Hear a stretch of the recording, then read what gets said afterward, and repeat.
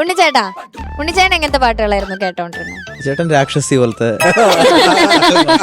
കേട്ടോണ്ടിരിക്കുന്നത്. ഇതുപോലുള്ള ഗാനങ്ങളൊക്കെ തന്നെയാണ്. പ്രണയമാകുമ്പം അങ്ങനെ ആയിരിക്കുമല്ലോ നമ്മള്. ഇപ്പൊ ഒരു രണ്ടുപേര് ഗാനം പാടാൻ പറഞ്ഞാൽ ഞങ്ങൾക്ക് വേണ്ടി പാടിത്തരുമോ? രണ്ടുപേര് just റെഡി? try ചെയ്യാം. ഉണ്ണിച്ചേട്ടൻ റെഡി? നിങ്ങളെല്ലാരും നിർബന്ധിക്കുകയാണെങ്കിൽ ഞാനൊരു രണ്ടുപേര്. അതെ അതെ. നിർബന്ധിക്കണം. പക്ഷെ നമുക്ക് ആർക്കും അല്ല ഡെഡിക്കേറ്റ് ചെയ്യാൻ പോകുന്നത്. അതെ. ഡെഡിക്കേഷൻ. അപ്പൊ എന്നാ പിന്നെ ഡെഡിക്കേഷൻ ആദ്യം പറയാം. അതെ, ഡെഡിക്കേഷൻ ആർക്കാ? വൈഫിന് വേണ്ടി. വൈഫിന് വേണ്ടി. വൈഫിന്റെ പേരും കൂടി പറയൂ. അതെ. Vimala Sara Daniel. ചേച്ചി കേട്ടോളൂ. വിമല ചേച്ചിക്ക് വേണ്ടി ഇതാ ഒരു പാട്ട്. ചേച്ചിയുടെ ഉണ്ണിച്ചേട്ടൻ. പ്രണയ സൗഗന്ധികങ്ങൾ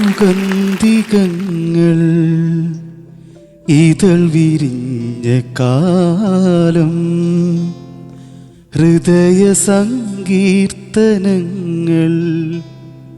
ശ്രുതി പകർന്ന കാലം, അറിയാതെ നിന്നെ അറിയുമ്പോ അനുരാഗമെന്നു മൊഴിയുമ്പോ അകലങ്ങൾ പോലും അരികെ,